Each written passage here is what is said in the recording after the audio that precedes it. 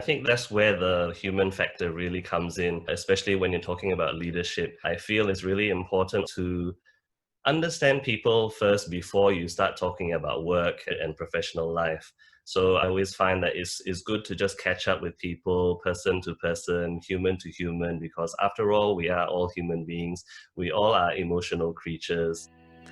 Welcome to Agile Leaders Conversations, where executives, business leaders, and experts from all sectors come together and share leadership insights around leading in today's workplaces. They will be sharing some tips on how they use the Agile mindset to make sense of the complexities and lead with authenticity and ease. My name is Chuen Chuen, and I'm an author, executive coach for the Fortune 500, a speaker, and a leadership consultant. I specialize in agile leadership, helping organizations achieve success, but first growing the agile mindset so that they can be more responsive to consumer and employee needs. I'm so happy to have you listening in to this episode of Agile Leaders Conversations. And today, my guest is Mr. Daryl Chew, a Regional Information Security Officer. I'll hand over the time to Daryl to share more about himself. Thanks for having me. It's great to be part of these sessions to discuss leadership with you around your new book, of course, and many congratulations around that. For me, as a regional information security officer, I look after the governance of information security and protecting data within the company, whether it's physical, hard copies, or digital documents. I look after everything with information security for the entire region, and that covers Australia, Singapore, and China predominantly. Great to have you. Data protection and information security is something very top of mind for everyone, especially now with the COVID-19 situation. Most companies, in fact, are moving to work from home. So the amount of virtual meetings that are going on, having those very sensitive conversations with lots of P&C information, I think that's really important. So Daryl, thanks so much for reading my book. Just wondering, what are your general thoughts? I thought it was a really great eye-opener, and it was a book that stood out as something that broke down what leadership was all about, and to give those little insights and views, whether or not it is from the perspective of a leader or someone aspiring to be a leader, or those perhaps comfortable at the working level. I think it really breaks down what is going through the minds of all these people as they work through this journey towards leadership, how they want to see themselves leading teams, including their struggles. And so that's what I like about it. And I thought, having seen all of these challenges laid bare, all the emotions that come along with it, it brings a raw sense of authenticity, which is what I like when I read this book. That's great to hear. You pointed out one very important point, which is the emotions do come into play. Although we are in a world where we highly value logical thinking and being analytical, and we say, oh, stop being emotional, be logical. We know in the business of leading people and working with people who are very unlike us, most of the time it's emotions that impacts the team performance or even the organization. You're absolutely right. That's where the human factor really comes in, especially when you're talking about leadership. I feel it's really important to understand people first before you start talking about work and professional life. So I always find that it's good to just catch up with people, person to person, human to human, because after all, we are all human beings. We all are emotional creatures. If we don't take that opportunity to get to know somebody a little bit better, to understand who they are, where they come from, it really lays the path before you in terms of further interactions with them down the stream. Because if you don't do this, you tend to find the interactions with them very much cold and transactional. We need much more of the human interaction and being human-centered rather than just people-centered. Absolutely. So I was wondering, Daryl, was there a particular paradox in the book that resonated very strongly with you? Yeah, there was. I really liked Paradox 7. And this is something that really resonated with me purely because of my experiences in my professional career as a consultant. Last time, what I used to do when I was a junior cybersecurity practitioner, I would go in and perform audits for people, an assessment type of work where you parachute in, you understand what the scope is, you run an assessment for them against some kind of standard or regulation, and then you present the findings to them. And often what I felt over the years as I progressed was that the manner in which they would respond to me would increasingly become more and more agitated, irritated, and it would just cause a lot of friction for them. And I realized that along the way, this can't go on. And I had to find out what I could do differently, because every single client from many different industries were pretty much responding in the same way. So I figured it probably had to be me, as stubborn a person as I can be. It probably had to be me that had to change. Instinctively, we always look towards other people around us who are more successful in these types of interactions. So I did look to a friend and colleague. I went to him and I said, hey, how do you actually get cozy with your clients? You always seem very friendly with them and you get along well with them. He said, Daryl, one of the things that I like to do when I go and visit a client is to go and see his workspace. That's why I asked him, why do you like to go and see their workspace? What can you possibly find out from there? Let me show you. So we went over to a particular person's desk and he says, Daryl, what do you see? Tell me. So I said to him, okay, I see a person, they have a photo frame of a significant other or family, or they've got drawings of their kids. Perhaps it could be certificates, trophies, and other accolades. And he said to me, all these observations are bits and pieces of their lives. You can draw from these items to strike up a conversation with the people, because everybody likes to talk about themselves. If you give them that opportunity to talk about themselves, to share a little bit more about themselves, this is where you get that human interaction, the emotions coming out. And these are, of course, positive emotions in building that relationship with them. This is where your paradox 7 comes in, when they know you as a person, because you obviously exchange information about yourself with them as well throughout the course of that relationship building process. You have a relationship at a very basic yet personal level. So when you go to them at a professional level to interact with them, request certain things of them, I found that subsequently they are actually more than willing to come and help you. You understand what are their intentions, what are their motivations behind their professional activities and work that has been assigned or allocated to them. With that, you can build your interactions around that kind of understanding. If you know that this person's KPIs for this year are heavily dependent on what you get from them. So you obviously, having done your homework and understood them, that this is their goal for the year, that anything that you want to do is to try and help them achieve that KPI. It's like, hey, I remember you shared with me that time you have a KPI that you need to meet for this year. It's going to make you look good. If you help me, I will also help you. And I think it's a win-win situation and we'll both come out better off in following these interactions. I think really get off the back of personal relationships to empower those people, to show them that you are a person as they are. We are both here to do our jobs, but at the same time, we can enjoy the process. It doesn't have to be very cold and transactional. I really like this story. I think you demonstrate a lot of these building relationships. Of course, in my course of work, I meet clients who are very personal, they are very private. They are worried that people will know too much about their families. But at the same time, I think most people seek to be understood. They want other people to know a little bit about themselves and they share the little piece of their authentic self with others. So I can hear that when you engage these people, even if it's the first time you have met them, you are truly there listening and trying to understand and really empathizing. It's not just for a motive or objective you're trying to achieve. It is that genuine interest in wanting to know another human being. And from there, that created a lot of goodwill, a lot of common ground. And you realize that there are ways for you to fulfill both your objectives, such as a win-win situation. Yep, absolutely. In fact, there are many times where I had a half-hour session with somebody and we spent maybe 15, 20 minutes talking about each other and just personal things other than work. And then when we get to the last 10 minutes, we are really clear about what the objectives are. Sometimes even if the entire session goes towards just getting to know each other, I really don't think it's wasted. Some people tend to think that you wasted your time chit-chatting and talking to the person, but actually it goes a long way. And like you say, that goodwill you've been able to build up, it pays forward for itself. So when you come to have those future interactions, they know what you're all about. They don't need to spend time thinking about you as some kind of skeptic. It really just makes the whole journey much easier when you connect with people on a personal level.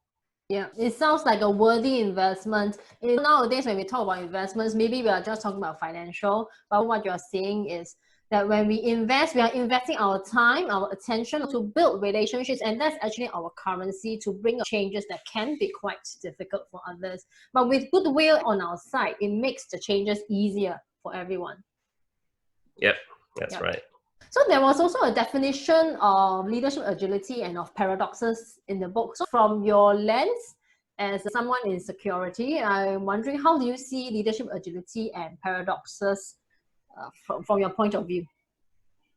I think with leadership agility is something that has really just come up into the industry. I really think the agility just speaks to somebody who is able to be flexible in many ways, to just go with the flow, because there are many changes and there are many evolutions that can come along in professional lives, whether it's the working activities or whether it's company structures that get shaken up and things like that. This agility is the new buzzword to bring about the whole understanding of people in the workforce who has that ability to think on their feet and be able to adapt to any kind of changing situation. So for me, it's somebody who is a practitioner in the information security world. It is something that we have always been exposed to in a sense, because when you look at information security, you're talking about data protection, privacy, and ensuring all of these things click and into place.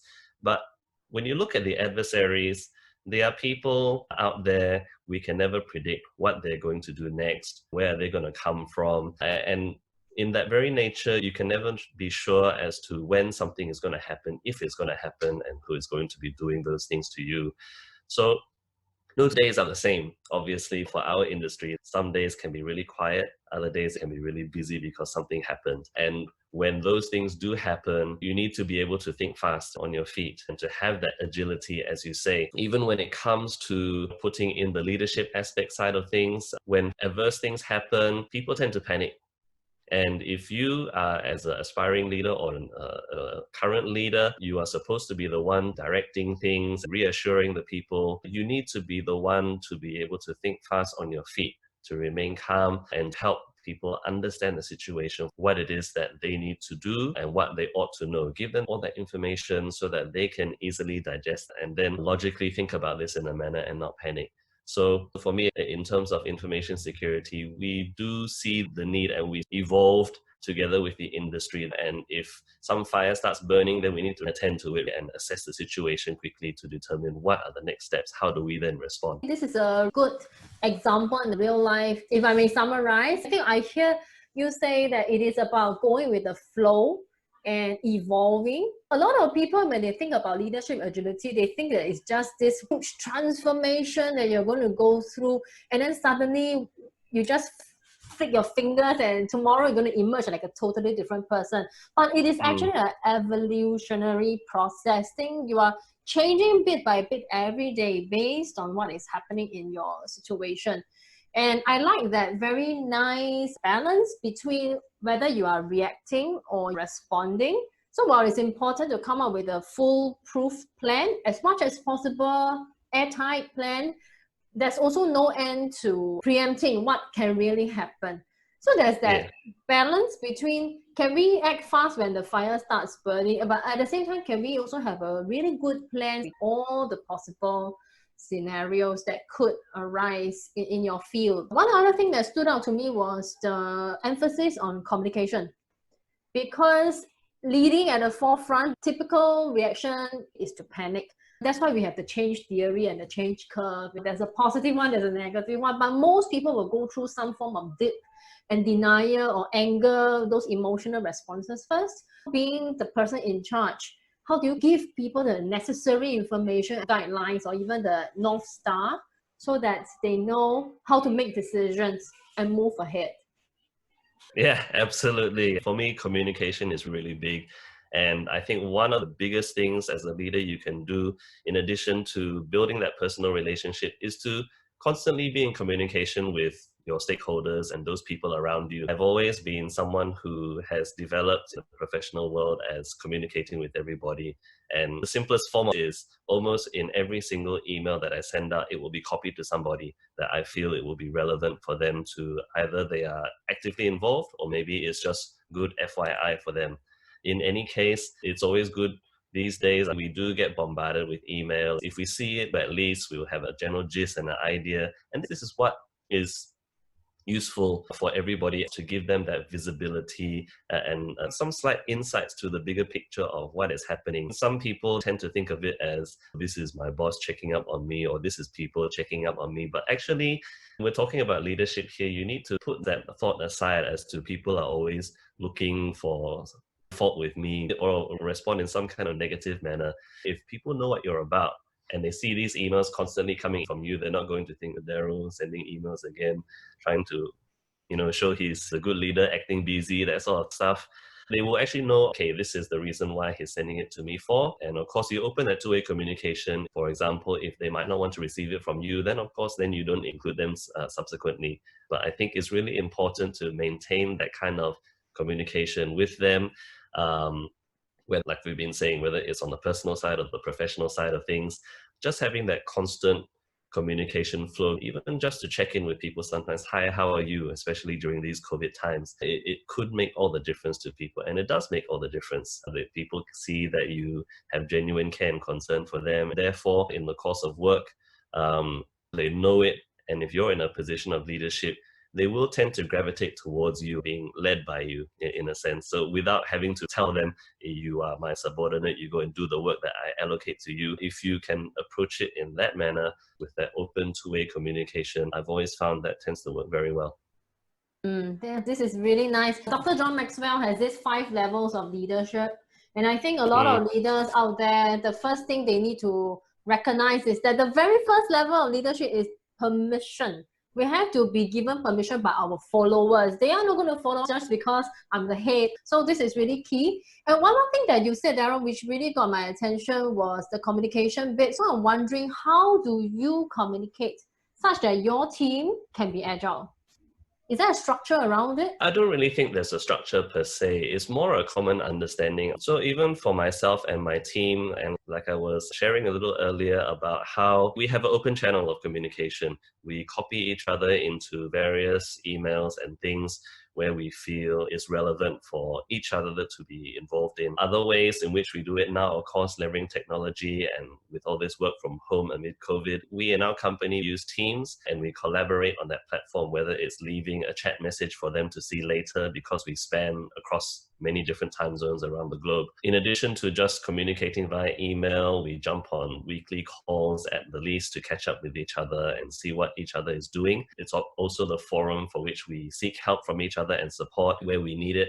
So I think we have this dialogue and protocol that's ongoing where we're always constantly communicating. So to me, there's no secret formula. You do really need to have that open communication and understanding. Establish that protocol with your teams and with the rest of your stakeholders so that everybody is on the same page, the same wavelength. They understand how things ought to be run within the team and how we are going to run together. Because if you are going to be a team, you do need to run together. You need to be agile together in order to respond to changing and evolving situations. And the only way you can do this successfully is to have that good communication structure. I can see the connection between this and one of the paradoxes in the book, executing versus inspiring. While you may already have the protocols in place, there is a very strong common page that is in your team. Everyone will know that we are communicating on Microsoft Teams. All messages that I put out is going to be relevant to you. So nobody will be, oh, I don't want to read this, I'll skip this, and then there will be a gap in the information flow. So everyone at the same wavelength, I think that is really the basis, inspiring people to all move towards the same direction, because there's really no end to how detailed and granular you can go in terms of giving people instructions. Giving them direction is much more important. What's your advice to veteran and aspiring leaders, perhaps people in your field in information security? I think specific to information security, and I guess for those veterans, and I guess I'm in the middle where I straddle the older veterans in the industry versus the people who are up and coming in the industry. Information security, as you would be aware, it's risen together with how the internet has come about from the early 90s all the way through. So long as the internet's been around, there have always been bad guys and adversaries out there looking to try to take advantage for some kind of gain. And there lies the need to have information security people on board to then look at these things specifically and to ensure appropriate data protection. What my advice to aspiring leaders in the industry would be to take the time to really build the relationships, to listen to people. Though you be the one to do many assessments where you are in a position of sharing with people where are their vulnerabilities, where are their gaps, where can they make improvements. It is also not your place to be preaching to them and telling them what they should or shouldn't do. That was the mistake that I made, and I learned the hard way, unfortunately. But it has also put me in a better position to where I am now. But having said that, it is really important to learn to build that relationship with them. So it's been the key theme that we've been talking about here today. And I really feel that it is the crux of the matter in terms of leadership and not just agility as well. But really, earlier in my career, I used to shun all these coffee sessions, networking sessions, going to lunch, always talking about anything else under the sun except for work, and with no interest in building relationships that I could leverage in the professional arena. So my advice, even if it's 15 minutes, 20 minutes, have that coffee, that tea, or that drink with the person.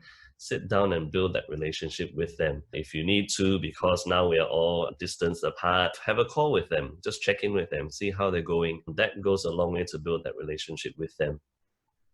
I guess for veterans, ensure that they don't let their heads get too big. Make sure that they don't think that they know everything already in the industry, that they've seen everything out there. That's always the worst timing, when your guard is seemingly down because you think that I've got everything down. I've put up all my fortresses, I've put up all my processes and things like that. So I should be good, I should be safe. My environment should be ready for any kind of attack. So therein lies that complacency, whether in the professional world or in our own personal lives. We should never be complacent when it comes to information security, and much more so for the veterans in the industry. So we need to keep evolving. I think now that I say them out aloud, I'm already thinking that all of these very good foundational principles and activities, they apply to every kind of industry. You need to keep up with what's happening. So it is always to ensure that you keep building those relationships that you already have, continue to make new ones, because of course you are the more experienced person in the industry.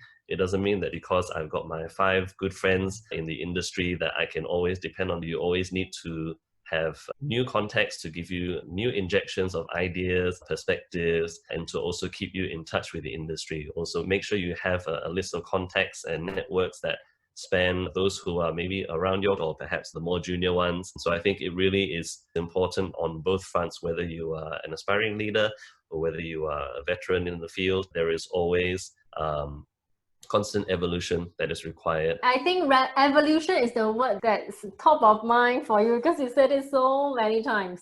So if I summarize, it is that continue to expand your network, because that is investing in relationships that will pay off in the future. And for the veterans, keep learning, because complacency is probably one of the biggest enemy for a lot of people. If a person becomes complacent, then the growth will stop, then the evolution will stop. Then like a dinosaur, we will become extinct.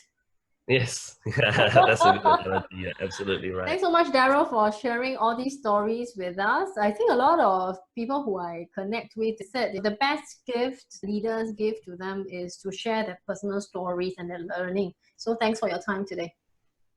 Thank you, Chuen Chuen. Thanks for having me, and congratulations again on your book.